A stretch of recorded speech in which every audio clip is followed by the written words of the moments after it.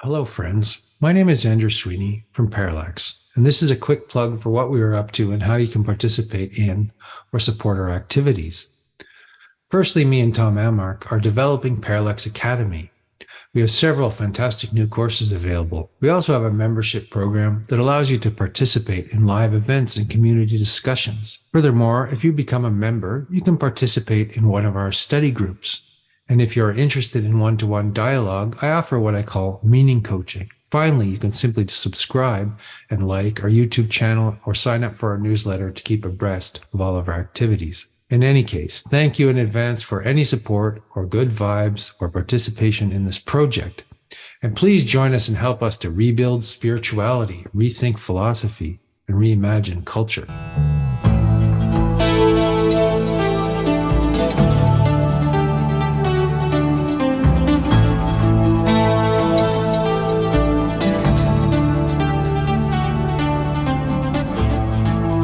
So welcome, Angela, to Parallax Academy. It's great to have you. I've been a fan of your channel for some time. So thank you so much, Andrew, for inviting me and having me on. Yeah. So you're an academic, which is interesting. It's interesting that you're an academic and that your channel is so artistic, so expressive, and so beautiful at the same time. So it seems to be there's this juxtaposition between you being an academic and then it's almost one would think that one would wonder what you were, that you're a practitioner of some kind, but I guess that's your private life. I wonder about the intersection between academia and let's say the actual practices of paganism and witchcraft, and this is some of the things that you talk about on your channel. It's very diverse, but kind of all aspects of paganism, esotericism, shamanism, etc. Maybe you want to just tell us a little bit about your journey and to get there, to have created this channel, and why it's an important topic now. Yeah, so it's funny that you say that, because I don't think that there is a juxtaposition between being artistic and expressive and academia, but I know what you mean, because there are certain stereotypes that are still quite present in reality, especially in certain countries.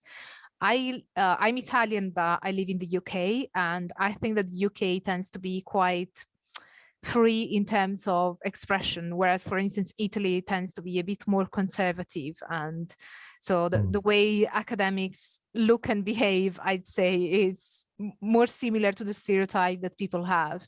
And I know that I don't particularly look like an academic, even though I am, but that's fine. I think it makes things more fun. And one thing that I always say on my project, Angela Symposium, the YouTube channel and my other social media, is to, that what I try to deliver is academic fun, because I deliver content, information that is based on peer-reviewed academic scholarship, but at the same time, I try to make it fun and entertaining.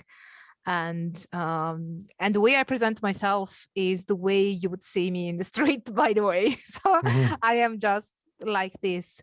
But in terms of my journey, so I have a bachelor's and a master's in philosophy. Even though you could say that the angle was still quite religious because in Italy, up until recently, well, I would still say that you don't have religious studies department in Italy. There may be some exceptions, like in Rome, but generally speaking, you don't get a degree in religious studies in Italy unless you go to a theological school because you want to become a priest. So people that are generally interested in religion, they tend to do philosophy. And then when you do philosophy as a degree in Italy, you have certain exams that you can select, and some are more religious, like you have history of religions, and you have philosophies and religions of this place or this culture. So what I did was to choose philosophy as my major, and then I added all the possible things in religion, or what they would call religious studies in other countries, that I could do. And I also at first specialized in Indian and Tibetan traditions and philosophies. So I've also studied Sanskrit and Tibetan because at first I wanted to become a Buddhologist and focused on Buddhist studies. I still am quite fascinated with that. But even though my core research interest has always been magic, so even when I was studying Indian and Tibetan traditions, my main focus was still magic. So I would study, for instance, tantric Buddhism or yoga or tantra, and especially the magical elements. So that has always been my interest. The thing is that in Italy, it wasn't really possible to study magic in the contemporary world. So I was not even aware that there was a thing, that it was even possible to study magic academically, unless it was historical. Like I could see people studying, for instance, magic in the history of Renaissance and the Middle Ages, when it comes to the witch trials and things of this sort, or studying certain philosophers that have magic as part of their philosophy, like Giordano Bruno. Giordano Bruno is very well studied in Italy. Tommaso Campanella or Marsilio Ficino, these are very studied, and you have plenty of research in Italian academia. But when it comes to studying magic practices, especially in the contemporary world, it's like it's not something that is done in Italy. And so since I was Italian, born and bred there, I honestly had no idea that that was even a possibility. So the closest thing that I could find was Eastern philosophies, that was closer to my interest in academia.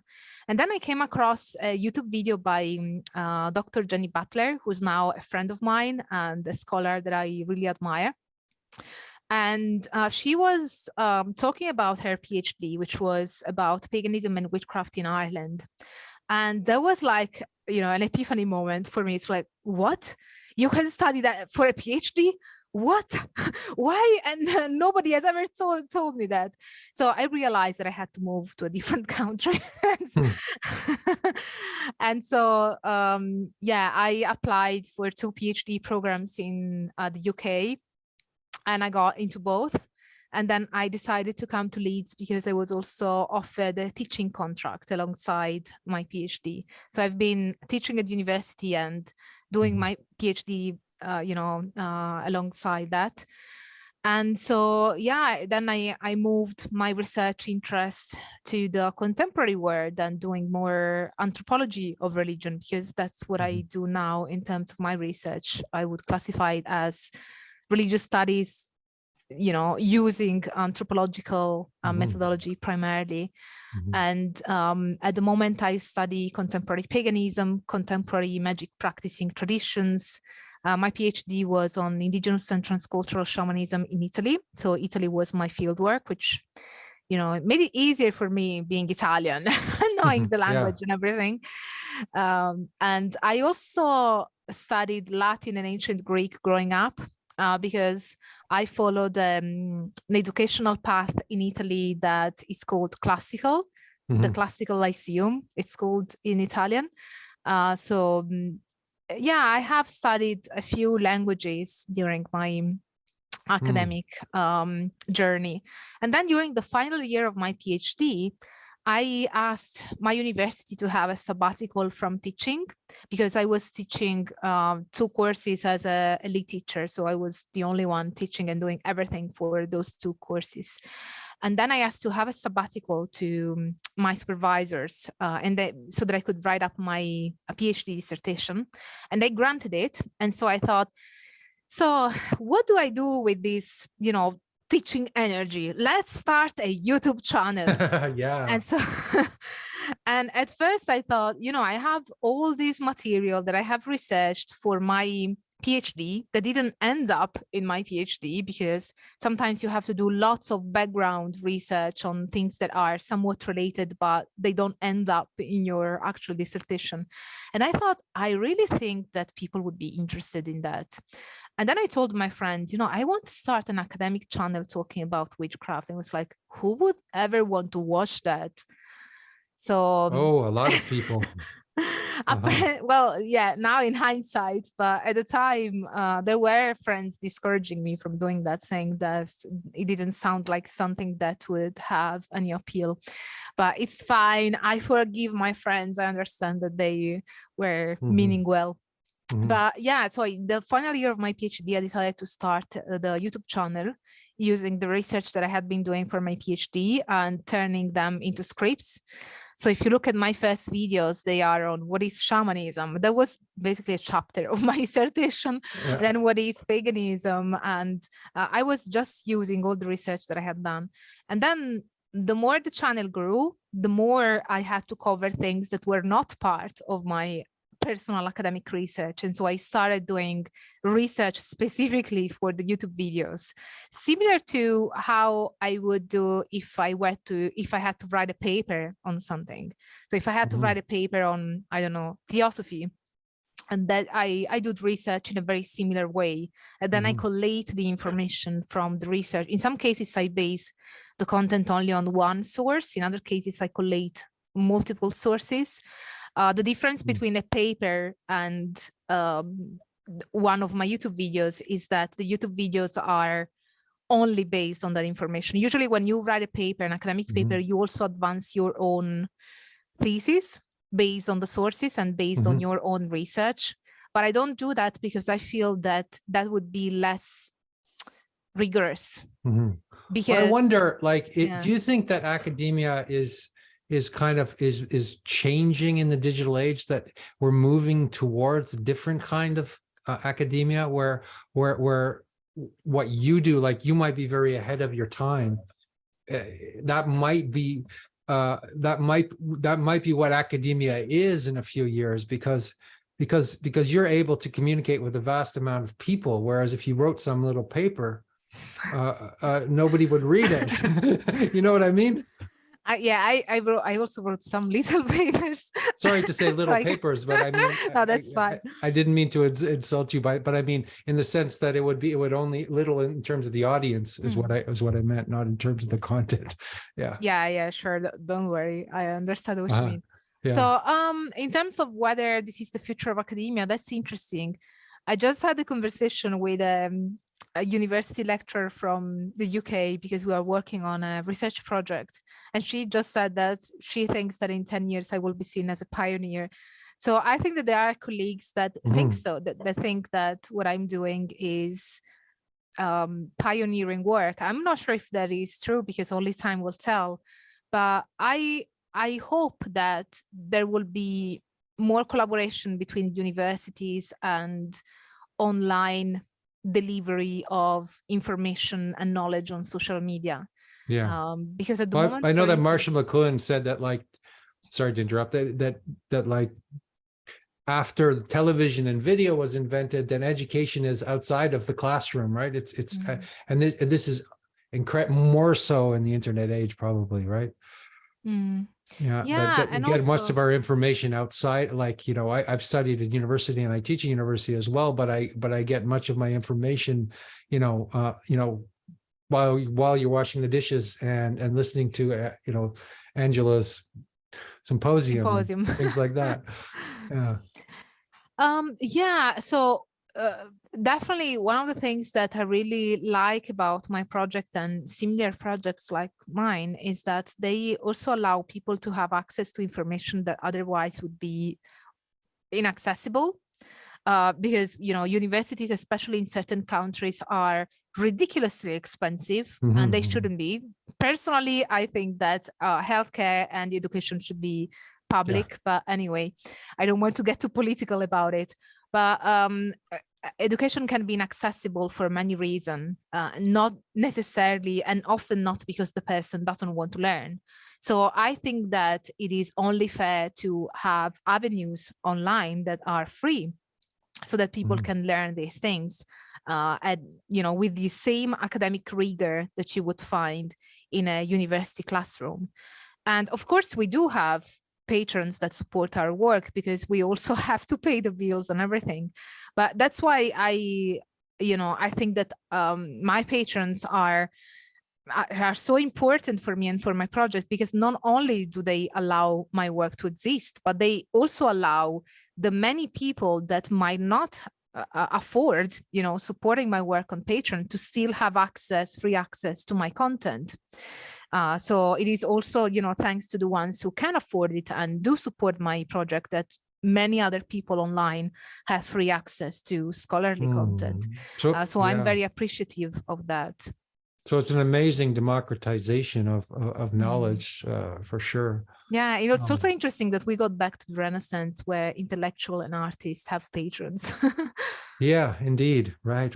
Yeah, that is a whole conversation, I think. But I'd like to get into a little bit about paganism with you, and what that is, and why, why it matters to study that at this particular time, and why there's such a huge explosion of, let's say, neo-paganism and all of these movements and that are suddenly visible. Right. I mean, you said that you had to leave Italy to study paganism, but then you went back and you found pagan traditions within Italy. It's not that I couldn't study that in Italy because paganism was not present in Italy. It's that the Italian university was not researching that on an academic level. Paradoxically, I went to the UK to study Italian paganism, but now I study paganism more generally. I'm currently co-editing an academic volume, a peer-reviewed volume on paganism, actually. So with different contributors from academics from all over the world. So that's quite an exciting project. So why it's important to study paganism? Well, first of all, it's important to study paganism because, any religion is worth studying. And in my opinion, anything is worth studying because it is a way of enriching our knowledge overall. But paganism in particular, I find it to be fascinating because it challenges many things that are present in our dominant culture, and also in relation to the dominant religious system that in many European countries tends to be Christian. Definitely in Italy, Catholicism is still very much present in every aspect of the culture. So paganism has many interesting things. One interesting thing is that in monotheistic religions, you tend to have a transcendent view of the divine. So the divine has created the world and then stays outside of it. God, there's this transcendent view of the divine where it has created the world, but then it stays outside of it. And so that also makes the world something that is sinful and something that, it's ideal in a Christian view to die, and then afterwards you get your reward if you have followed the certain tenets of that theology. But in paganism, you have an immanent view of the divine, which means that the divine is imbued in nature. Everything is divine. So it's not the case that one God creator has created the world and then stays outside of it. It's the case that there is a constant state of co-creation, and that the divine is imbued in everything. There is an immanent view of the divine. That's the definition of immanence. And as a consequence, the way of seeing the world and the way of seeing your presence in the world and the way of making meaning of the world changes drastically, because then it means that you have a different type of attention towards, for instance, the environment, a certain reverence towards the land, a certain way of interacting also with other than human beings. And that really cascades into and has ramifications in all aspects of the person's life. Another interesting thing about paganism is that it includes, obviously includes the feminine aspect of the divine. And it's also, I should also say that paganism is an umbrella term that gathers under this umbrella many different traditions. And for instance, I would argue that Hindu traditions are also part of paganism. Even though when we talk about paganism, many people tend to think about neo-paganism, which, by the way, is a term that scholars prefer not to use now anymore. They prefer to use contemporary paganism. Okay. Because neo-paganism tends to have a negative connotation, and because pagans tend to not particularly like that term, and also because there are some contemporary pagans that follow new forms of paganism, such as Wicca, but there are also contemporary pagans that follow ancient forms of paganism, such as, for instance, Hindu tradition. Yeah. So Wicca is a new religion in a sense, right? Yeah, it and is then definitely Hinduism is an ancient religion. And that's maybe the difference. I mean, or maybe not actually, because I guess Hinduism was also named by the British Empire in some ways, or you may have noticed. You may have noticed that I didn't say Hinduism. I said Hindu traditions. Okay. Yes, Good. I am aware of that. And you also we need to make a distinction between the conceptualization of something and the existence of the religious phenomenon or religious phenomena in this case. So Hindu traditions are very old. The concept of Hinduism is a Western concept that is quite recent, and I tend not to use Hinduism. I tend to prefer Hindu traditions just because it gives you a better sense that this is not one thing. It is actually multiple and very varied traditions. And also, I don't know, I just don't find that there are certain conceptualization that are still Western and still scholarly, overlapping, the religious phenomena that maybe didn't even have a label beforehand, that I would still use because I find them useful. But in the case of Hinduism, I don't find it to be a useful. Well, what about Buddhism? Like, this is because I'm interested in Buddhism. I've practiced tantric Buddhism, but I think tantric Buddhism is very different than other kinds of Buddhism. It is, yeah. And also because it has a magical element. That was my favorite type of Buddhism, because which I guess Zen doesn't particularly have a magical element, and even though it's a very sophisticated form of religion, and other elements of Buddhism. So often when people are say Buddhism, and then they describe what Buddhism is, I want to say, no, it's not that, because I'm a tantric Buddhist practitioner.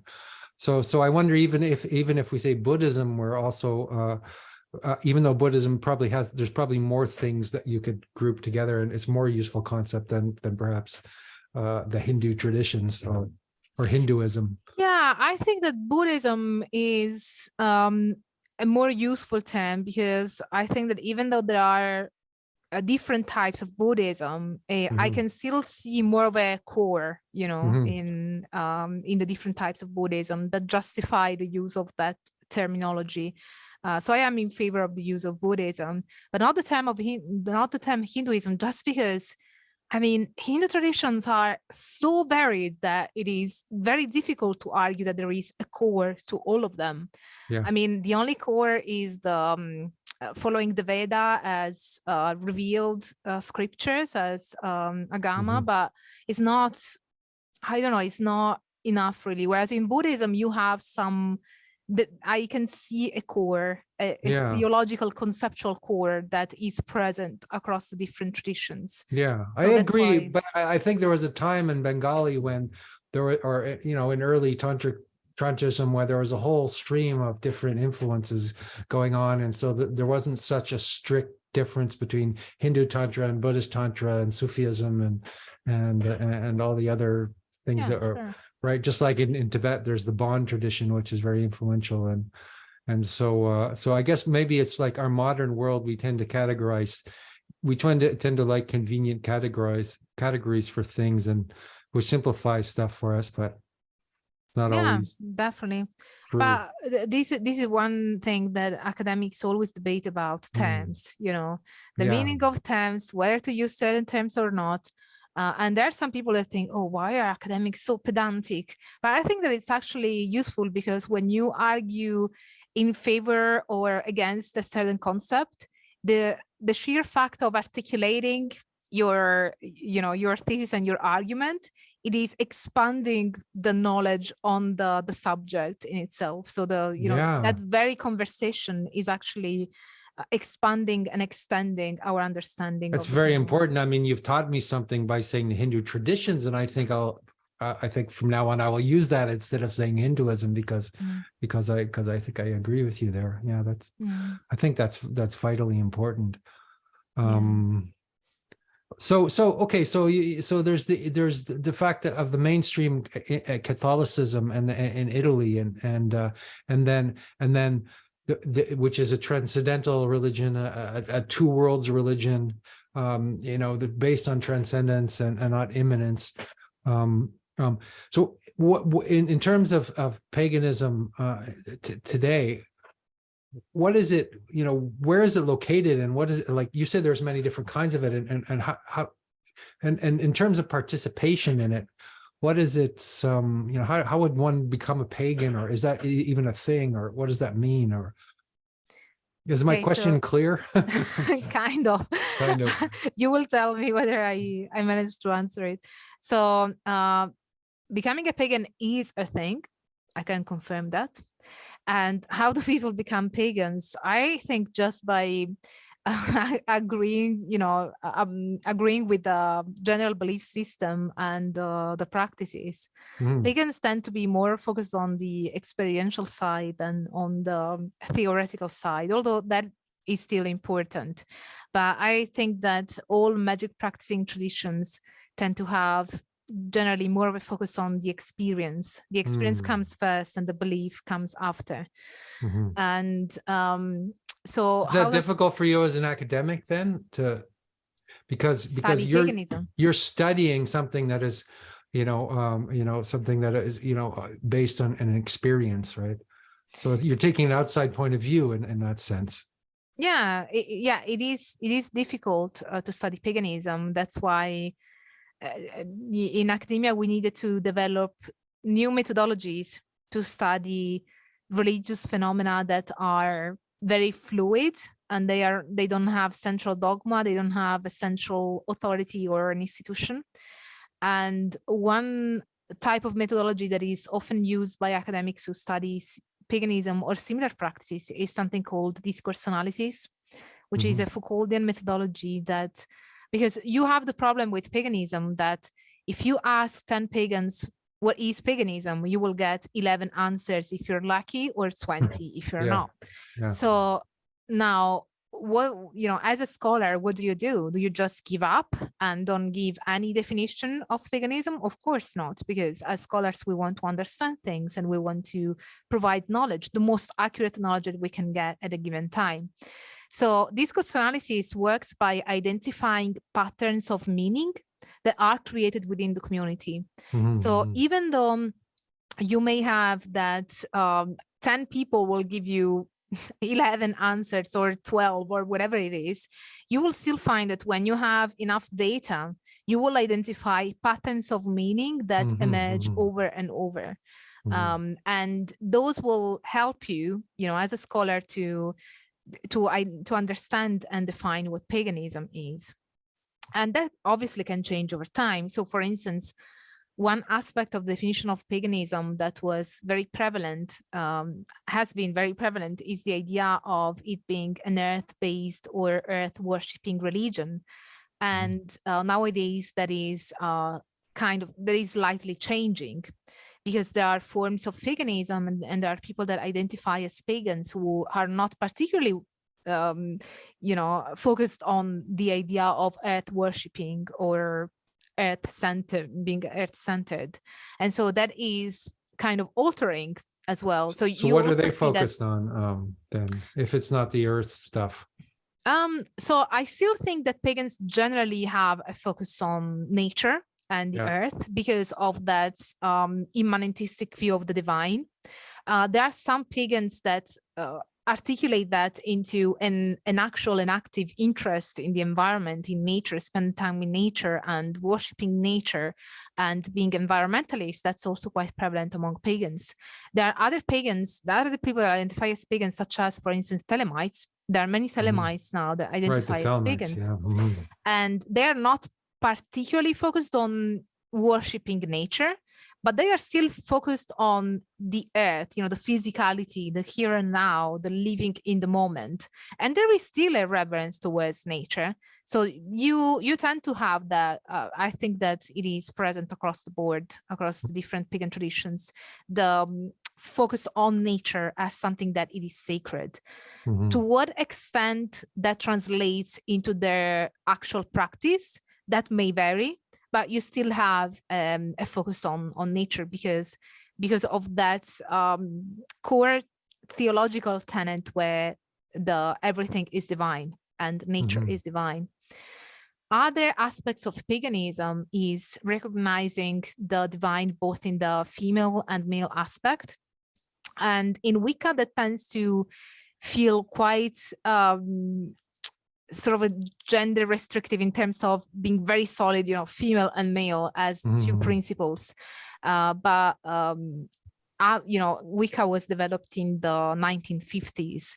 And now pagans see that female and male aspect more as two polarities on a spectrum. So that doesn't necessarily imply that there's either female or male and those are the only two principles. It's more seen as a spectrum, and there are polarities, just as you have in electricity, for instance. When you have to plug in something into a socket, you have the projective side and the receiving side. But in terms of a theological, cosmological understanding, that is seen more as a spectrum. They're not absolute categories. This is a man, this is a woman. We're all sort of a combination of those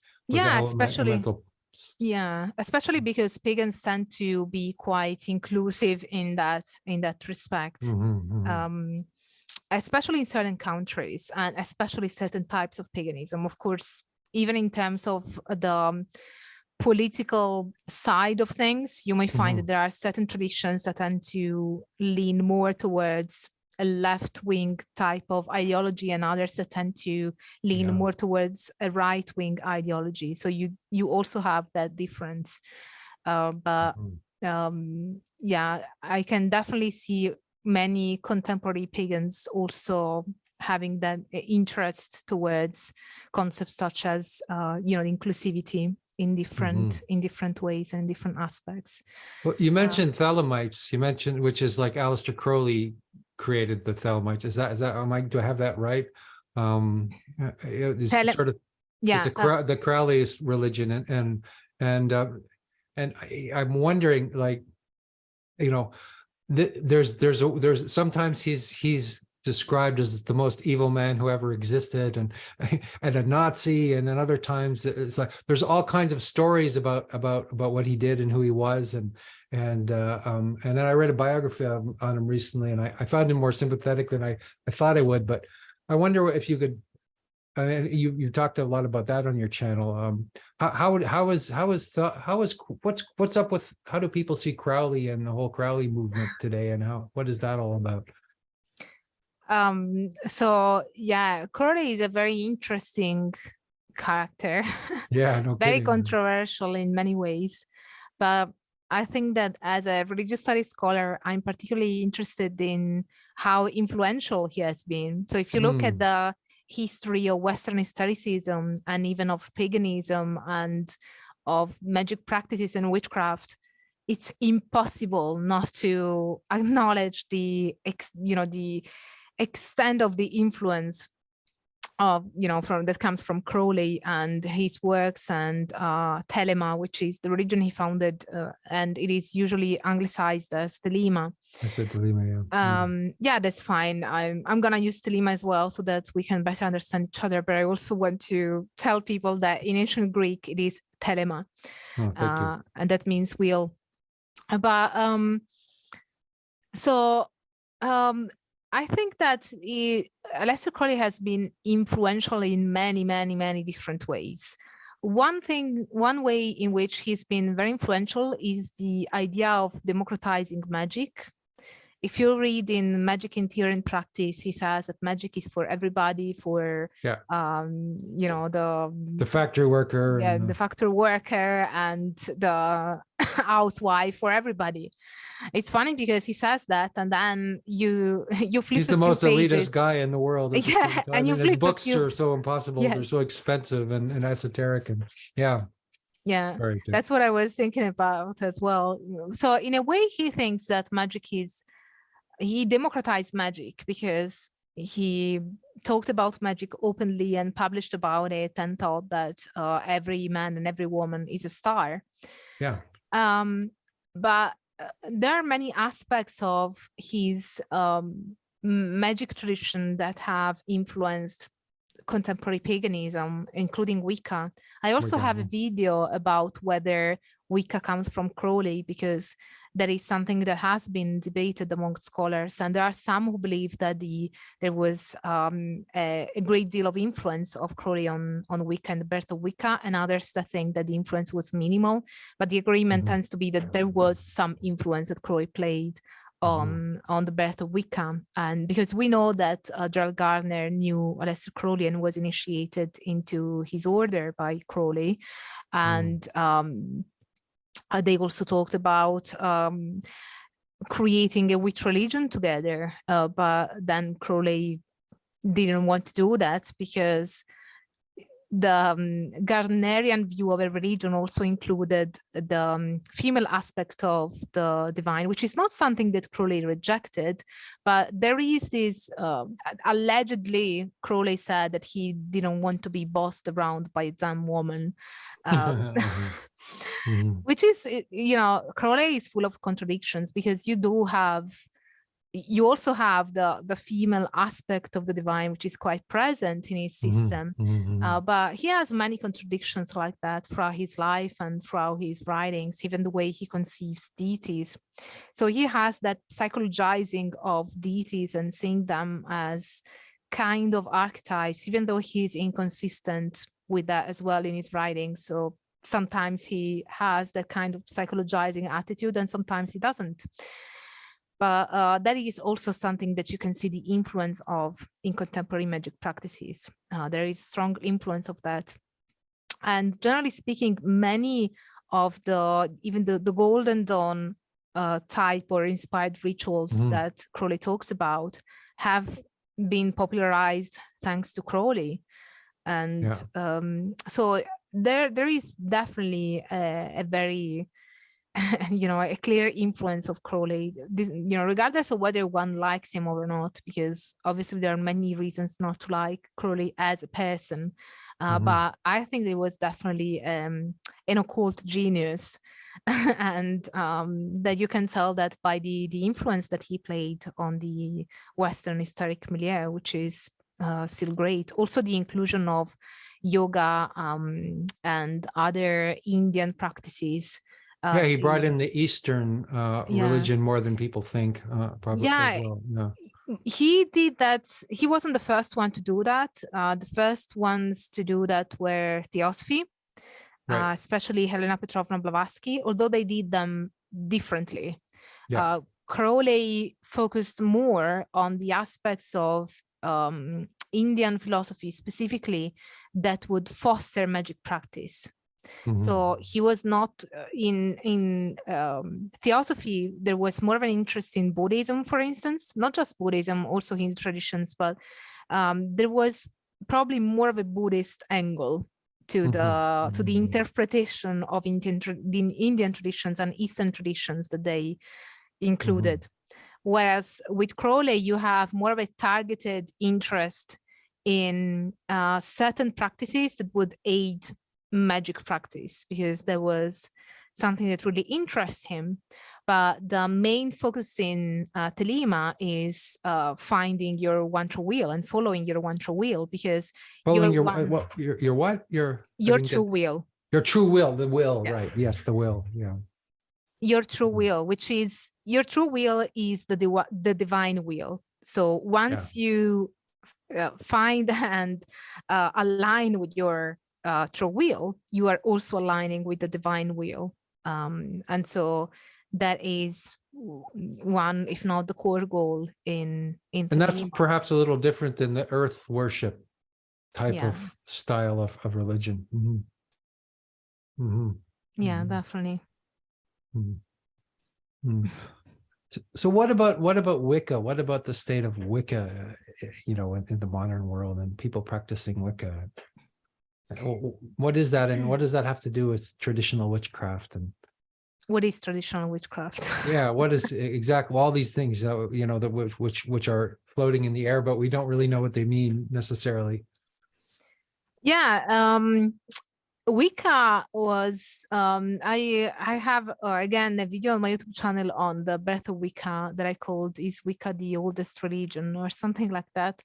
And that is because there was a claim, especially in the beginning. There are still some Wiccans that claim that, but most Wiccans tend to be aware, you know, of the historical status of things. And Wicca was, you know, came to the public in the 1950s. Yeah. And Gerald Gardner was the founder of Wicca. And then you have Doreen Valiente, who could very well be considered the mother of Wicca. So if Gerald Gardner is the father of Wicca, then Doreen Valiente is the mother of Wicca, because we owe to her all the ritualistic side. But Wicca was very interesting and also extremely influential, because I think one of the things that made Wicca so appealing is that it changed the representation of witchcraft in the public sphere because of its idea and its ethical status, you know, that you find in the Rede, in the Wiccan Rede, the idea that a armed nun, do what thou wilt. So it kind of changed the tenet that you find in Thelema, do what thou wilt shall be the whole of the law. Yeah. In Wicca, you have, as long as it harms none, you can do what you will. So you have that, and also you have the ethical tenet of everything that you do, good or bad, comes back at you threefold. So these ethical stances qualified Wicca as a form of beneficial and positive only type of witchcraft. And even though that has been popular up until recently, now you have more and more magic practitioners that talk about hex positivity and you know, the fact that you cannot classify good and evil in such stark terms, which is also an interesting ethical debate. But I think that we owe Wicca a lot in terms of the possibility of openly talk about witchcraft online now, because up until Wicca, there was just a negative view of witchcraft. And Wicca was very vocal and very, and you know, quite popular. You know, there were Wiccan priestesses and priests that were going online on documentaries and being interviewed on television and explaining how witchcraft was not bad, but it was actually connecting with the earth, that it was positive and beneficial, that they wouldn't do anything to harm others. So that really played a massive role into shifting the narrative, the public discourse about magic and witchcraft.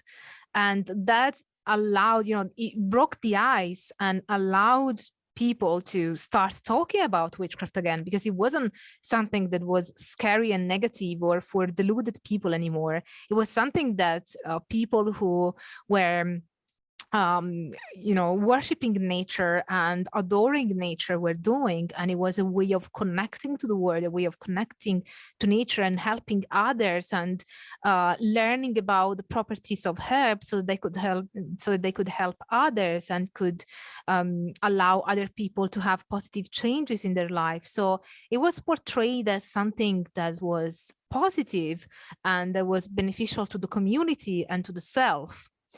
And that was, I think, extremely important when we try and trace the history of witchcraft up until the contemporary world. We can see how Wicca was extremely helpful in breaking that stereotype of witchcraft being solely negative Or being and satanic, right? Isn't or being satanic, uh-huh. because they very clearly disassociated themselves with Satanism.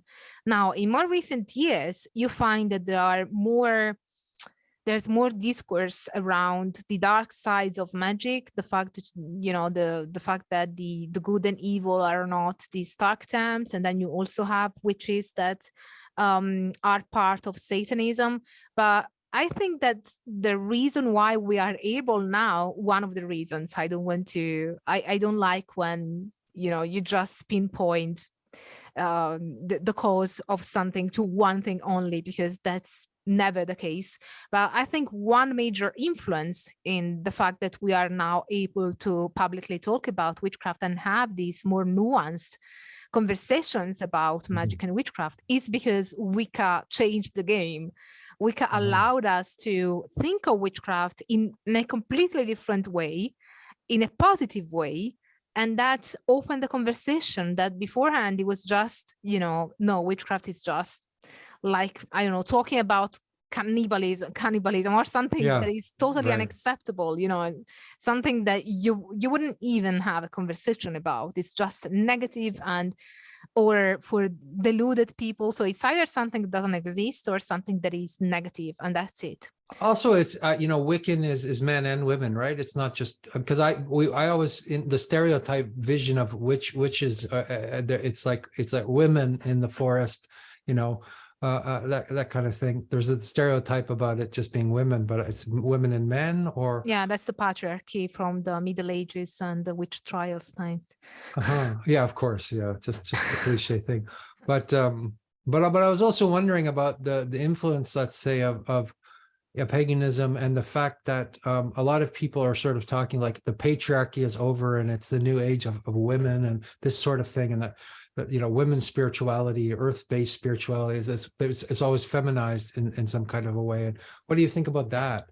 What do you I think that both men and women can be witches, and the term witch has been reclaimed by contemporary male pagans also to refer to themselves.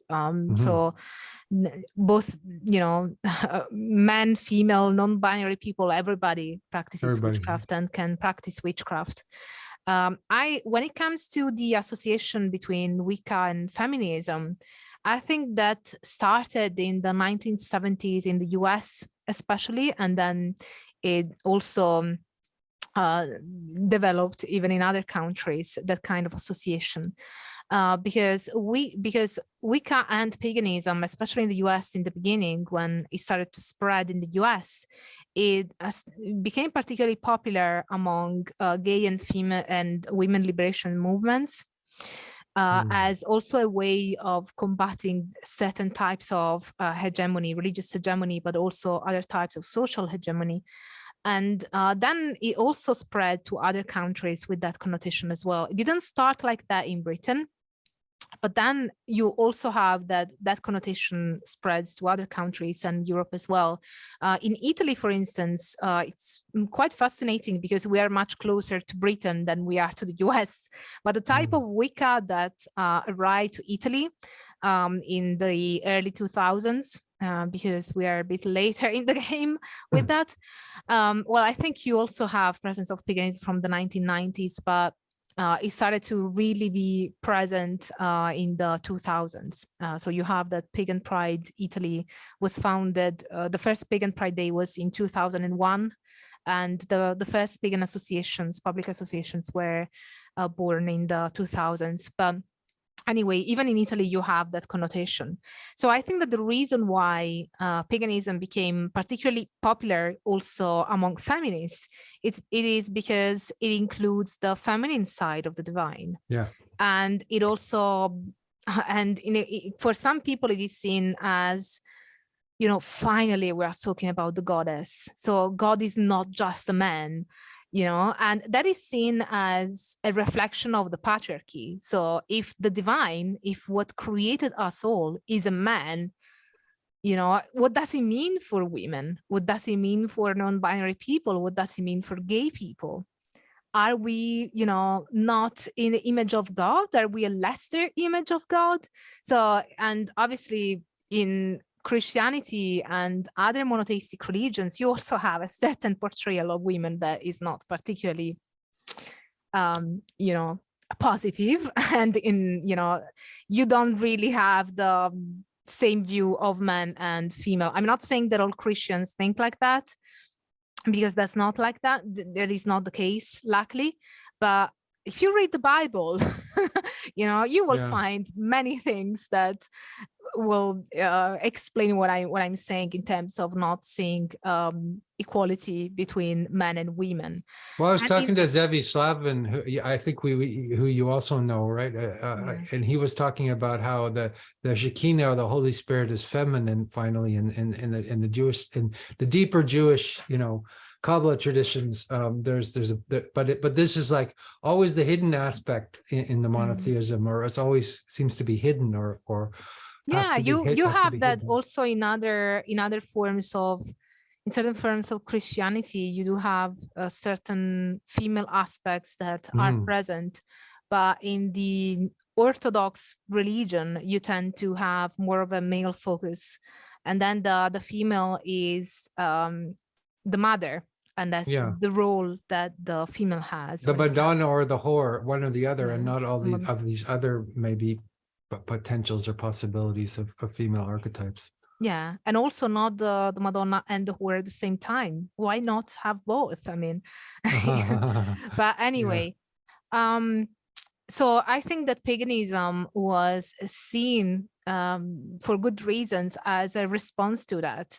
You finally have the female divine, the divine principle, who's also feminine. You have goddesses. You also have a portrayal of the feminine aspect, and also of even in terms of the LGBT plus Q plus community, you also have representation in paganism, because you have many pagan gods and goddesses that are androgynous. You have also representations of non-heteronormative sexuality, non-heteronormative relationships. So it's not surprising that it became particularly popular among those movements. And in Italy was the same. In pagan groups, you could see many different people that are from the LGBTQ plus community, especially in contemporary paganism. Maybe it's not quite as prevalent in ceremonial magic type of circles or hermetic type of circles. But when it comes to contemporary paganism, somewhat associated or influenced by Wicca, that tends to be the case. So you do have a prevalence of that. And I think that is because the feminine aspect is included again. And yeah, it is true that with Kabbalah, you have the same thing.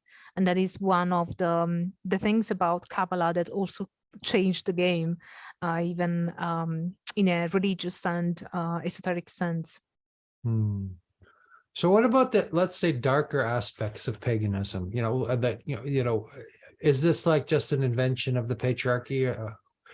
When does paganism go dark, or when what do you mean go dark? Well, okay, good question. I guess human sacrifice, and if you look at René Girard's theory of culture, which is a very Christian-centered theory, that is this. I'm not saying that anybody. I knew it was. I knew it was a Christian that said that. Yeah. Okay. Well, what? So I'm just like, that's not my point of view. I'm just that's a point of view that's kind of out there in the culture, is that people kind of think that the paganism is full of let's say sacrifice and bizarre rituals and darkness. And then there's also the right wing aspect of it. Sometimes it becomes very right wing, or I wanted to get your view on that. Yeah, so in terms of sacrifices, well, paganism, as I said, is an umbrella term. So there are many, many traditions that can fall under that umbrella. contemporary pagans don't do human sacrifices because that's against the law, and pagans are also part of the, of the No, state. I was not suggesting that. I was talking about ancient history, and we often associate paganism with ancient history, and so even though that you're talking about contemporary paganism, which may be an entirely different thing. Yeah, in ancient history, there, depending on the tradition, you can have accounts of that happening. Some are contested. For instance, when it comes to druidry, Caesar used to say that they would perform human sacrifices, and then you have, later on in 20th century, also the idea of the Wicker Man. There's also the movie. I think there are 2 movies on the Wicker Man, but that's contested as a concept. So we don't know whether that was true or not.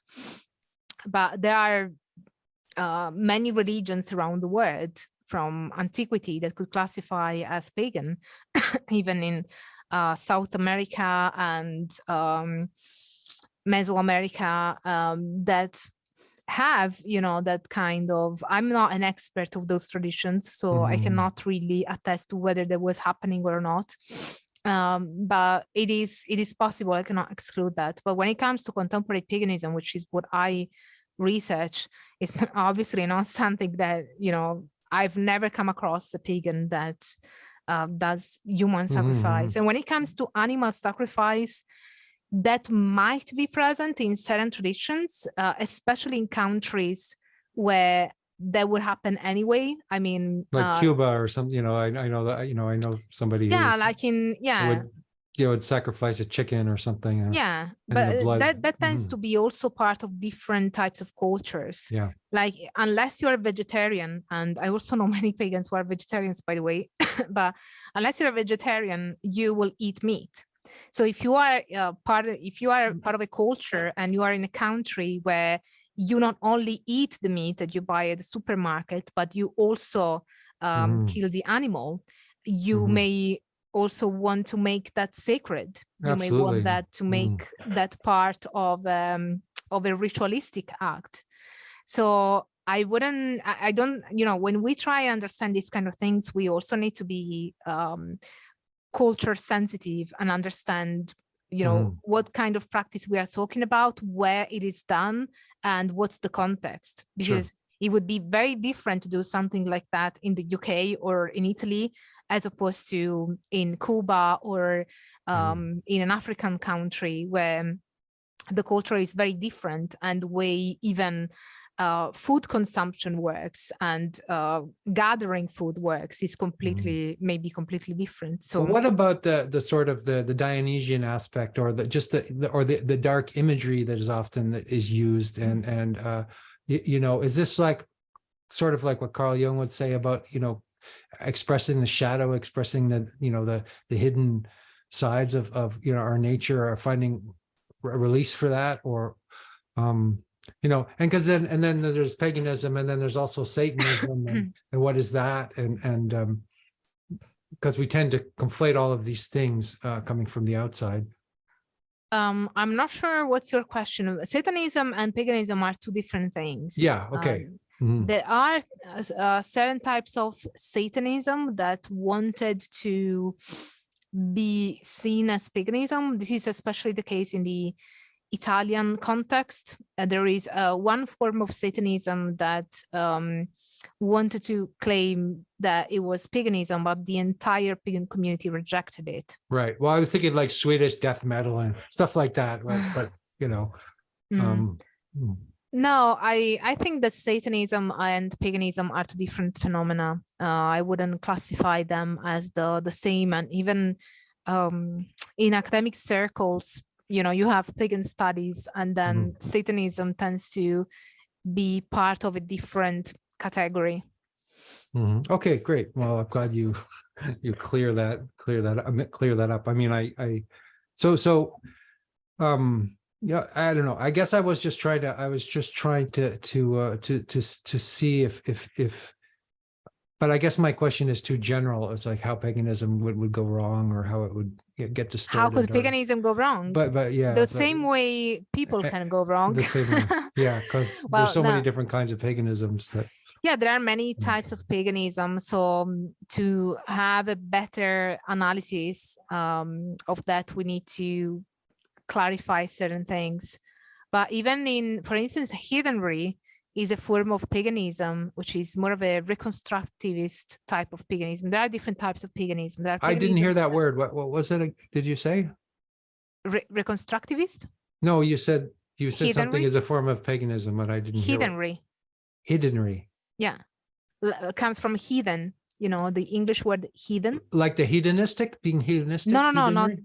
no, it's How do you spell it? Heathe. Like a heathen, like heathen, like being a heathen. Yeah, like being Okay, got heathen. it. Excuse me. Okay. And heathenry is a reconstructivist pagan movement because you have different types of pagan movements. Some that are new religious movements like Wicca that are quite recent and they are very eclectic. And then you have reconstructivist types of pagan movements where they try to reconstruct in a contemporary context, of course, ancient pagan religions. With heathenry, that would focus more on Germanic and North European types of traditions. But then you also have, for instance, Roman reconstructivist movements that try to reconstruct Roman tradition, or Hellenistic paganism who tries to reconstruct the ancient Greek tradition. And with heathenry, you tend to have, and also with other reconstructivist movements, like even there was talk of that even with the Roman reconstructivist movements, they tend to be associated with right-wing type of politics. That is not always the case. In fact, there are some heathens that would define those people as folkish, and that is a derogatory way of classifying them. You find the presence of right-wing pagans in, you know, you can find everywhere. I would say that they are not very prevalent in contemporary paganism, contemporary eclectic paganism. There tends to be a higher presence in reconstructivist movements, especially certain types, and maybe ceremonial magic. But even so, I wouldn't see that as something that, you know, I wouldn't say heathenry is right-wing, because that is not true. You may have some people within heathenry that are more right-wing, but that is something that, depending on what, I don't also want to portray right-wing more generally as something that is bad. Well, you know, far right, I would consider to be so, but I'm trying to be understanding, you know, of different political views. But I think that when it becomes something that has racist or other, you know, white supremacist types of connotations, that's problematic, and even the communities acknowledge that as problematic. So you can find those people, you know, you can find people that have their own problematic views in any religion, I think. Sure. Maybe a last kind of area investigation is like, what would your definition of magic be? Let's say magic practices, and then magic with a K, and then also yeah, in the contemporary world, what does it mean? Because I think people have this idea that magic is some sort of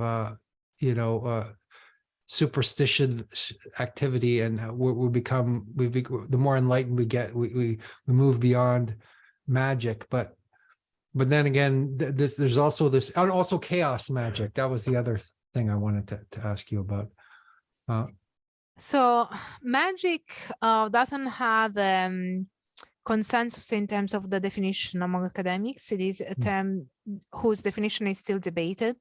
I like the definition that Bernd Christian Otto, a scholar of religion, gives, which is that magic is a floating signifier, meaning that its meaning changes depending on the practitioner and the communities that use the term, that employ the term. Generally speaking, we can say that magic is a way of altering your reality in ways that are often religious or spiritual, and that are generally not otherwise understood by other means of gathering knowledge that we have at our disposal. So it is altering the world in unknown ways, which are often also part of a religious and a spiritual system. I wouldn't say that that is, unknown in the sense that we can't empirically say that this is because of this. We can't make a causal, like, empirical description of what goes on. We can make a causal, in academia and in science, you always hear saying that correlation is not causation, which is extremely important in natural science to make that distinction. And it's very important in natural science to find the causation and not just correlation. In magic, it's a bit different. It's a bit different because you may have acausal correlations that are meaningful and that are believed to be effective. That's what Carl Jung called synchronicity, right? Yes, right? That's an acausal. Yes, exactly. And you have the same with divination and with other practices that may fall under the category of magic. So that is how I would describe magic. And in terms of chaos magic was also heavily influenced by Crowley. So like many other magic traditions. And I think that it brings certain tenets that you find in Crowley it moves them further in a certain direction. And that is not just the direction of individualism, but also focusing on what works. Crowley also said, let success be thy proof. But with chaos magic, there's even more of a focus on what works and the techniques. So they tend to not really care about the metaphysics and the theology. What matters is to find a method in magic that works. So they can make up deities. So for instance, if I want to cast a spell to defend myself from I don't know, a colleague that is sucking the life out of me, I could see that symbolically as a vampire, and I could make up Buffy the Vampire Slayer as my deity in that ritual and invoke her to help me in my magic practice. Something that you find often as a technique, as a magical technique in chaos magic, is the use of sigils. And charging the sigils in various ways, including sexual ways, so that you can you can affect changes in your reality. And that still has a strong psychologizing element, because the idea is that you write what you want to achieve in positive terms, then you eliminate all the letters that repeat, and then you articulate what is left, the core of your sentence, into a symbol, and that you charge that symbol in a ritualistic way. And then the idea is that your subconscious, even though your conscious mind may forget what the whole thing was about, your subconscious will still perceive that, and will allow you to move in that direction. So there is, for some people, more of a psychological component to that you are feeding your subconscious with a direction continuously. And for some, there is more of a magical element, or also a magical element, meaning that you are charging a symbol that is bringing about change in your life in unknown ways, causally speaking, but it is still affecting how things are going to go. So there are many things I could say about chaos magic, but I have some videos on my YouTube channel if people want to expand more on that. Great. Well, so what are at the moment, let's say, what are your major areas of investigation? What are you passionate about? What are you really passionate about exploring at the moment? Is this the last question? Because perhaps we could. Is there something? I mean, we could keep going, but I was thinking that perhaps we could begin to wrap up. Yeah, up yeah, to you. I sure. have time. Yeah. Yeah, because I will have to go shortly. That's why. Okay. Okay. Sure. Okay, so ask me again the question so you can cut out this part. Sure. I was gonna say I wanted to know what your okay, let me okay, I'll cut this out and say.